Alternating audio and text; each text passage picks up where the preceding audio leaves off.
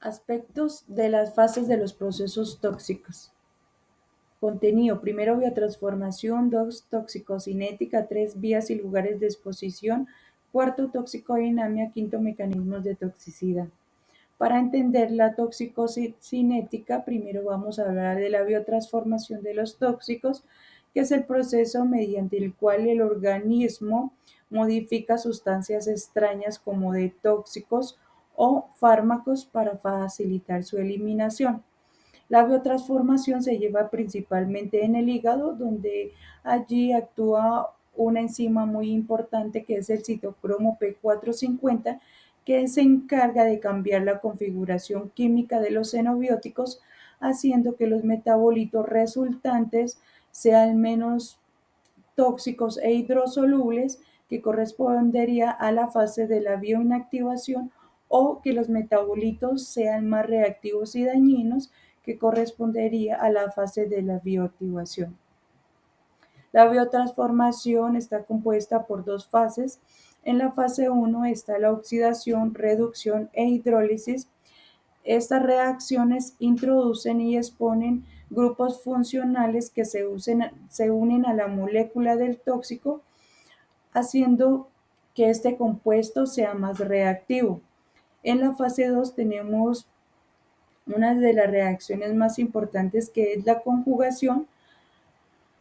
En esta fase, el compuesto modificado en la fase 1 se une a sustancias como el ácido glucurónico, el glutatión, sulfatos o aminoácidos, que hacen que los compuestos sean más polares e inactivos, lo que quiere decir que se vuelven más solubles en agua, lo cual facilita la eliminación. La toxicocinética es el estudio del recorrido del tóxico por el organismo. Esto quiere decir lo que el organismo le hace al tóxico. Está compuesta por 4 etapas. En la primera tenemos la absorción, que es el proceso mediante el cual el tóxico ingresa al cuerpo por diferentes vías, ya sea por la vía oral, inhalatoria o por la piel. En la distribución, el tóxico ingresa al torrente sanguíneo, se une a proteínas como la albumina o la globulina, y los tóxicos libres, que no se unen a ninguna proteína, pueden traspasar las membranas celulares y causar toxicidad y lesiones en los tejidos. En el metabolismo, como ya hablamos anteriormente, aquí se lleva el proceso de la biotransformación, donde actúa el citocromo P450, que hace que la sustancia tóxica se haga más potente o pues menos tóxica.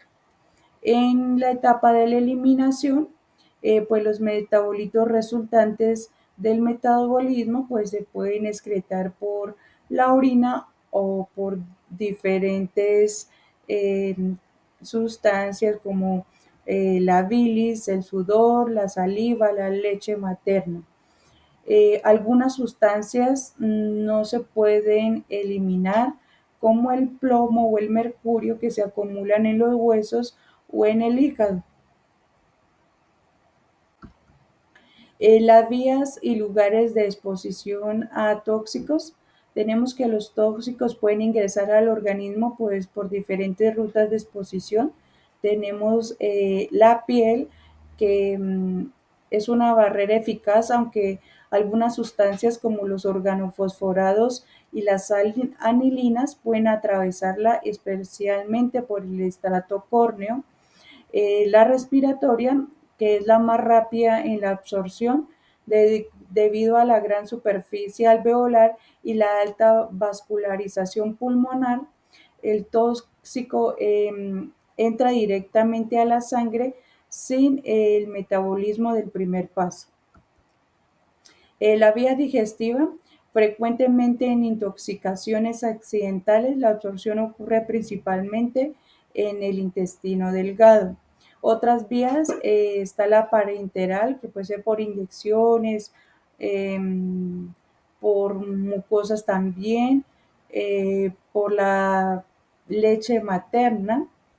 La absorción también depende de las propiedades del tóxico, o sea, que puede ser liposoluble, el tamaño molecular, el pK, el grado de ionización y de estos factores fisiológicos y ambientales, el pH, los alimentos, el estado de la piel o de la mucosa.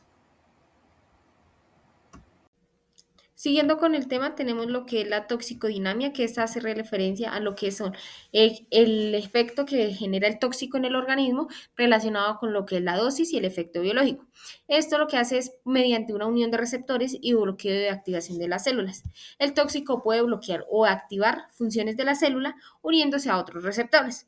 Generalmente estos pueden llegar a causar lo que es un estrés oxidativo o una liberación de radicales en la cual puede generar un daño al ADN, a los lípidos y a las proteínas, y dependiendo del tiempo y la dosis que se pueda generar, estos efectos pueden ir desde una alteración en el sistema inmunológico, en el sistema hepático y nervioso, en la cual esta se relaciona con el tóxico en el sitio blanco y los efectos que pueda llegar a transmitir. Y lo que nos permite es que se establezcan unas dosis más seguras y límites de tiempo de exposición y los tratamientos que se pueden generar a llegar a realizar. Tenemos los mecanismos de toxicidad. Estos que hacen los tóxicos pueden llegar a generar efectivamente un daño mediante diferentes procesos. En estos en la cual tenemos que inhibe la energía celular. Sin energía celular pues no funciona y no funcionaría el organismo.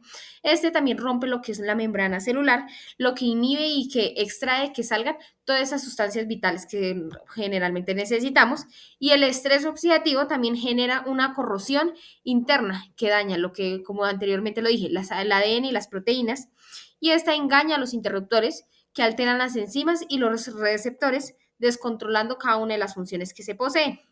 Y también puede llegar a generar una destrucción de la célula, mediante sea por necrosis, que es la muerte brusca, o la apoptosis, que es la muerte prolongada que se puede generar. Como lo dije, este es un proceso de acción tóxica que afecta la integridad celular, de la estructura celular y la afectación de las funciones celulares. Y en los efectos nocivos pueden ser reversibles, irreversibles, y generalmente los reversibles son funcionales, pero los reversibles no tienen ya, son de manera letal y no hay ninguna modificación estructural.